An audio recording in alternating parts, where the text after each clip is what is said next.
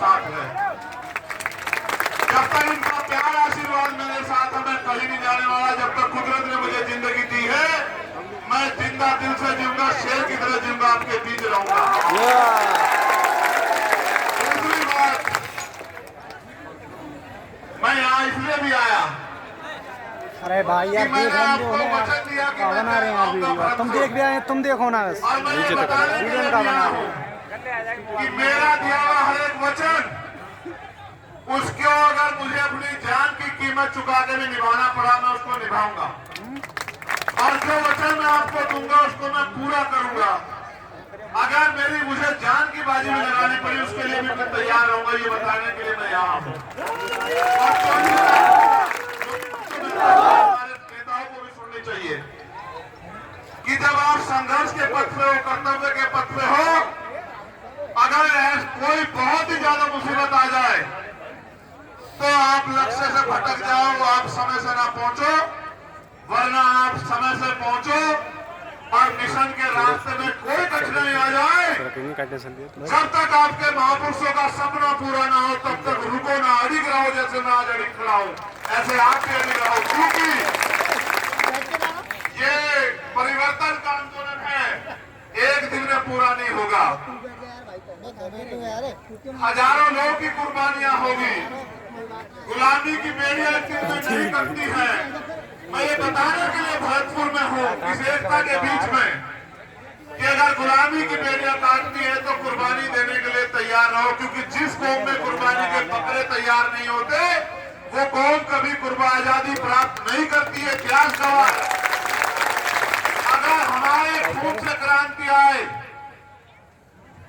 तो मैं यहाँ खुले में इसलिए बैठा हूँ कि मैं अपने खून का एक कतरा चुकाने के लिए तैयार हूँ। अगर मेरा समाज, ये बहुजन समाज एकजुट हो जाए, अपनी एकता बनाए और अपने अधिकारों की लड़ाई को मजबूत करे, तो मैं अपने खून का एक कतरा जो है इस आंदोलन में निछावर कर दूंगा। इसलिए मैं यहाँ भरतपुर में हूँ आज। देखो, आज मैं बहुत बड़ा कोई भाषण नहीं करूंगा। ये सच है, मेरी भी इच्छा है कि मैं जिंदा रहूं। जिंदा रहने की इच्छा इसलिए नहीं है कि मुझे बहुत बड़ी कुर्सी पे बैठना है। आपकी दीवी प्लास्टिक की कुर्सी में बिठाते, वो भी मेरे लिए महलों की कुर्सी, हीरो के ताज से बढ़ते हैं। लेकिन सवाल ये है, आज तो मैं महसूस कर रहा हूं, बात मेरी जान की नहीं है। मैं चला जाता, मेरी माँ एक दिन रोती, मेरे भाई और एक दिन रोते, मेरे बालक को तो ये भी नहीं पता कि उसका पिता गया कहाँ है। वो तो कभी जब वो समझदार होता, उसको पता लगता कि उसका बाप कहीं गया था और रास्ते में इस तरह मारा गया। लेकिन सच ये है कि जो लोग इस आंदोलन में मुझसे उम्मीद करके, भरोसा करके जुड़े हैं, मुझे अपने से ज्यादा उनकी परवाह, उनका हौसला ना टूट जाए, इसलिए मैं भरतपुर आया।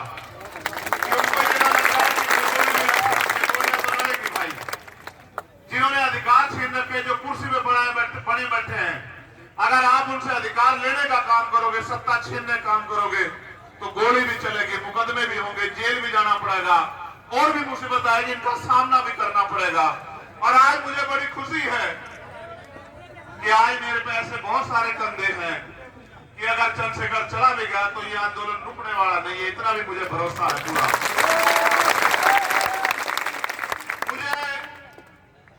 देखो, आप लोग खतरे से वाकिफ हो, मैं आपको घटना भी बता देता हूं, फिर मैं आपसे काम की बात करूंगा। जब मेरा टेक्निकल मुआयना होने चला गया, मेरे कपड़े, जब मेरे कपड़े आएंगे तो आप देखना, बनियान में और शरीर में कितनी जगह होती है। बोलने वाला तो कोई कुछ भी बोलता रहे, मैं सस्ती लोकप्रियता की राजनीति करता नहीं हूं, आप जानते हो इस बात को। जब मेरे कपड़े आएंगे आप देखना, या पुलिस का बयान आएगा आप सुन लेना, वहां की पुलिस भी हमारी नहीं, वहां की सरकार भी हमारी नहीं।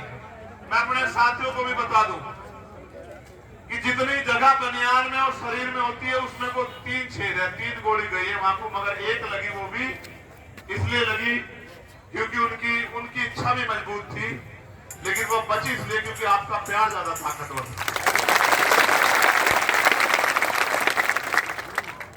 पहली गोली जब शीशे पे लगी, वो शीशा मजबूत था, वो क्योंकि राउंड मुझे वो आसानी से आके ऐसा लगा जैसे पत्थर लग गया उस सिर में।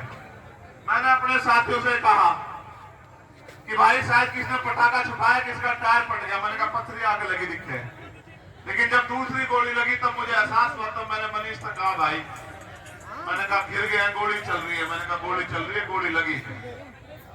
फिर मैंने अधिकारियों को बताया। ये बात मैंने आपको इसलिए बताई, मुझे एक बात का पता, आदमी गोली तो नहीं मरता, आदमी मरता डर से। और डर जिस दिन मैं इस काम में आया था, मैं डर को घर छोड़ आया था। लोहे के बक्सों में रहूंगा, लोहे के बक्सों में रहूंगा, थारे किसी काम नहीं आ सकता हूं। अगर थारे बीच रहूंगा तो थारे भी काम आऊंगा और मुझे लगता है कुछ करके भी दिखा पाऊंगा। तो मुझे जैसे मेरी जान को खतरा है, पूरे भारत में भीम आर्मी आजाद समाज पार्टी के माध्यम से और हमारे बहुजन पत्रकार भी, ये भी बात कहनी पड़ेगी, हमारे पत्रकार जो बहुजन समाज के हैं भाई, या जो ईमानदार पत्रकार हैं देश में, या जो ईमानदार से लड़ाई लड़ रहे हैं भीम आर्मी आजाद समाज पार्टी के लोग, या किसान सभा के लोग, या हमारे जाट महासभा के लोग, या अन्य कोई बहुजन संगठन जो ईमानदार से लड़ाई, उन सबकी जान को खतरा है। आप मेरे लिए सुरक्षा की मांग कर रहे हो, मैं यहां भी सुन रहा था। कितने लोग की सुरक्षा की मांग करोगे आप बताओ? और किस किस की सुरक्षा सुनिश्चित हो सकती है? इस सुरक्षा को